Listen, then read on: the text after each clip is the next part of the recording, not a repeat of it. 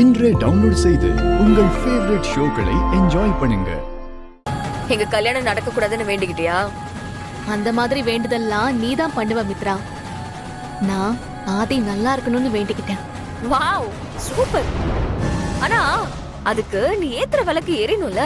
நீ வேணும்னா என் கூடவே நின்னு பாரு, என்ன நடக்குதுன்னு பாப்போம்.